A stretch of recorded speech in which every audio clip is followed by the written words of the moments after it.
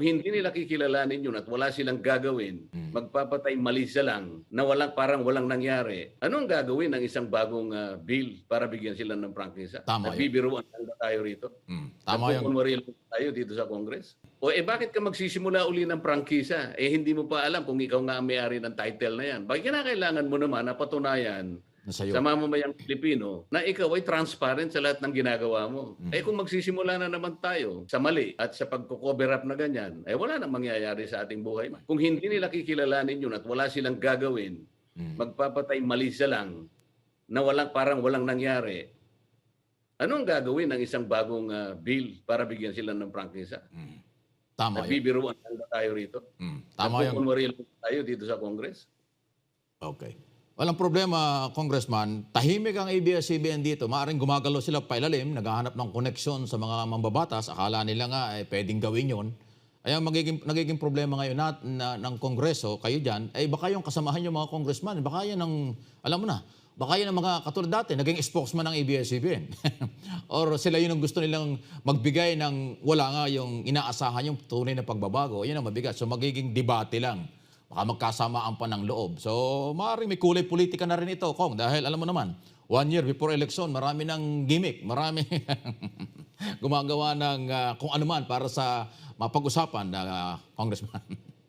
Kasi ang unang itatanong ko sa mga kasama ko magtatangka kung meron man talagang nag-file na ng bill para bigyan sila ng bagong prangkisa. Ang unang tanong ko, anong gagawin ninyo sa dalawang resolusyon na nakahain ngayon na hindi pa nadidinig? Tungkol sa ABS-CBN. Anong gagawin ninyo doon sa questionable title na inihain ko bilang isang resolution? Hindi pa nadinig. Sapagkat nung unang didinggin na yan, ay nagpa-reset, ang mismong nagpa-reset ng date of hearing ay ABS-CBN. Nagbigyan namin sila. Ang problema hanggang ngayon, ewan ko kung sino yung gumagawa ng paraan sa Congress ngayon kung bakit hanggang ngayon hindi pa nadidinig, hindi pa nakakalendar, hindi pa na-agenda yung resolution tungkol sa titulo ng ABS-CBN. Yung pangalawang resolution ko tungkol dun sa paglabag at ang mga ebidensyang inihain ko doon na dapat silang magbayad ng ganong kalaking halaga sa mga paglabag, hindi pa rin na-agenda. Hindi ba dapat ito muna ang unahin natin bago natin pag-isipan man lang o bago tayo managinip na bigyan natin ng bagong prangkisa ang ABS-CBN?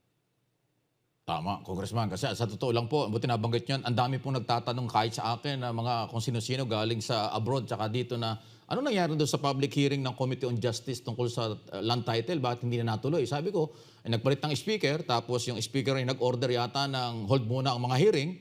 So inabot ng recess. Ngayong bagong taon, inaabangan natin kung ano mangyari. So yan actually ng tanong. So sa tingin nyo, Kong, dapat itong pagbabalik nyo ngayong month na ito ay magkaroon na ng hearing yung Committee on Justice doon sa inyong mga resolusyong ito?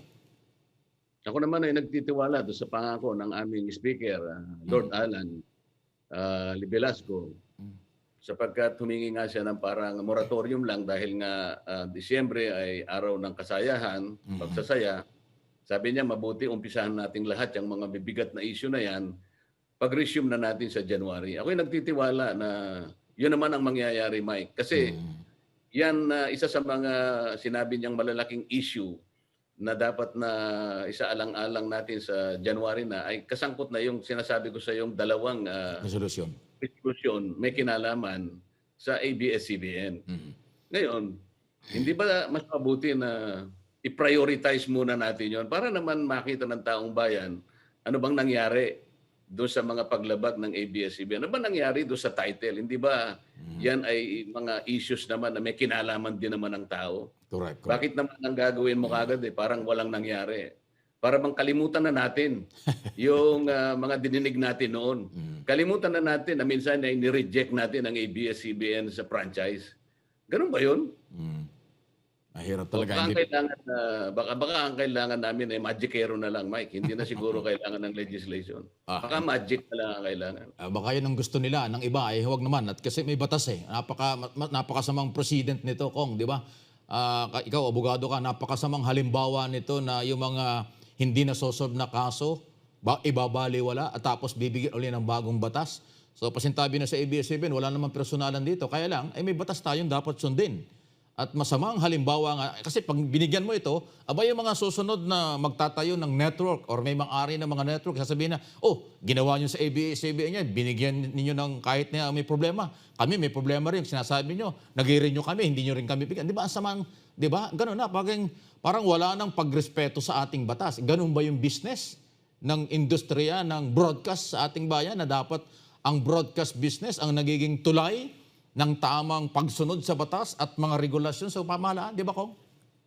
Marirecall mo, Mike, na kaya nga na-reject ABS-CBN's franchise dahil nga sa napakaraming paglabag. Hindi lang alang ang maraming mga batas natin, lalong-lalo na yung saligang batas. At pati mo yung provision ng kanilang prangkisa ay kanilang nilabag. Pagkatapos nang hindi mo ngayon nawawasto yun, nang hindi ka na magpapakita ng reforma, na yun ay kaya mo ng panagutan at kaya mo ngayong bayaran yung mga pagkakautang mo o kaya kailangan mo at kayang-kaya mo na ngayong iwasto yung mali na nagawa mo, wala pa tayong nakikitang ganon. Hindi pa nadinig yung mga resolusyon na inihain natin para makita natin kung anong gagawin ng ABS-CBN. Halimbawa, doon sa questionable title, Mike, hindi ba kailangan palitawin nila na sila talagang may-ari niyan? Wala pang nangyayaring ganun eh. Hindi ba mabuti na maipakita nila sa taong bayan na sila talagang may-ari ng title na yon? Correct. O bakit ka magsisimula uli ng prangkisa? Hindi mo pa alam kung ikaw nga ang may-ari ng title na yan. Bakit kailangan mo naman na patunayan sa mamamayang Pilipino na ikaw ay transparent sa lahat ng ginagawa mo? Kung magsisimula na naman tayo sa mali, at sa pagko-cover up na ganyan, wala nang mangyayari sa ating buhay, Mike. Yun nga yung malungkot. Doon sa mga nakakalimot kung ano yung title na pinag-uusapan, yun pong compound ng ABS-CBN, mali yung title na na-discover, napakaliit, 40 square meter lang yata, 42 square meter lang, samantalang compound, gumagapang na nga eh. Ako nga, aking paniniwala, Diyos mag ang may-ari niyan. Yung Diyos mag ang may-ari ng lugar na yan, kasi dyan sa may South Triangle na yan, Barangay South Triangle, kontrobersyal lahat ang lupa dyan. Dahil nung araw, Diyos mag, yung military, US military ang may control ng mga property niyan. Di ba, Kong? Maaari, Mike. Pero yung mga bagong mga ebidensya kasi na hawak namin, hawak ko, ang tunay na may-ari, bago pa napunta dyan ang ABS-CBN, ay yung tinatawag nating Philippine Homesite Housing Corporation. Ito yung forerunner ng National Housing Authority. Kasi nakakita ko ng mga dokumento na yan ay pinasurvey ng PHHC 1959. Pagkatapos 2 years later, na-approve yung survey. So ang assumption ko dyan, Mike, lahat ng mga subdivided lots dyan ay nasa pangalan ng Philippine Homesite Housing Corporation. Ngayon, ang ayaw nilang ngayong pag-usapan, nabili ba yung isang lote dyan? Nasaan ang deed of sale? Di ba? Bakit? Pwede naman namin pag-usapan yan sa hearing. Bakit kasi hindi pa na tayo mag-hearing dyan? Di ba? Hintayin nila yung January na pagbubukas namin. Hindi yung nagmamadali na naman sila. Kapag ka ba pinag-usapan na namin yung prangkisa halimbawa, kung sakasakali lang, na mangyari talagang pag-usapan ng bagong prangkisa. Ang ibig ba sabihin silang mauunang didinggin, hindi yung mga paglabag na na-establish namin nung nakaraang araw. Baligtad naman ata. Hindi pwede talaga yun. Magpakita ka muna na ikaw ay kwalipikado, na ikaw ay karapat-dapat na bigyan ng bagong prangkisa para ikaw ay makonsider man lang. Hindi mo pa napatutunayan Ang dami mong paglabag, wala ka pang ginawa para ayusin ang mga paglabag na yon. Ayaw mo man lang na harapin ang katotohanan na hanggang ngayon questionable ang title mo. Pagkatapos harap ka sa amin, hihingi ka ng bagong prangkisa sa pamamagitan ng isa sa aming mga kasama sa House of Representatives. Palagay ko, napakahirap naman yatang pasimula ito, Mike. Kung halimbawa, ipilitin nila ng ganun. Ano ito, magko-cover up tayo? Oo nga. Hindi maganda talaga. Kung nabanggit mo yung tungkol sa title na yan, ay pag binanggit mo National Housing Authority, government property pala ito. Tama ba? Tama. Kasi bago nagkaroon ng NHA, ito yung Philippine Homesite Housing Corporation. Yes. Napalitan na lang ng NHA ang pangalan niya ngayon. Pero nakita ko yung survey na kanilang application, 1959. 1961 na-approve Okay. Na-approve yung mismong survey plan. Aha. So nung ma-approve yan, ang paniwala ko at ako'y talagang naniniwala na ang mga titled properties dyan, ng subdivided properties na yan, nasa pangalan ng Philippine Homesite Housing Corporation. Mm. Na ngayon Madaling may is start yan NHA. kapag nagsimula kaming mag-hearing, patatawag ko yung NHA. Yes, yes. Under na kasi ng NHA ngayon yan. So pag sinabing National Housing Authority, Hinihintay ko lamang na mabukas talaga yung January. Mag-resume kami ngayon sapagkat ito naman ang pangako ni Speaker Lord Alan. Hindi ba pwedeng mag-hearing kayo kahit naka-recess? Dati naman ginagawa na 'yun. Talaga bang kailangan na hintayin muna yung muling pagre-resume ng kasi di ba pag nag-resume kayo, ang dami ng uling trabaho, ang dami ng dapat gawin. Ngayon na recess pa naman, kung gugustuhin, pwede naman kayong mag-hearing, di ba, Kong? Kung gusto ng speaker. Pwede naman na Mike, kaya nga inihintay ko na magpatawag na sila ng schedule na okay. January na. Ngayon na, January 5 na yata. Yes, asin ko na ngayon, correct. Halimbawa, tinabi nila January 11, January 12. Eh di, napakaganda para maumpisahan na natin ito. At na hindi na natin pag-uusapan muna yung prangkisa. Parang baligtad kasi, Mike. Yun na nga. Hindi pa nakukumpuni. Hindi mo pa nakukumpuni yung bahay na na-establish nating tumutulo.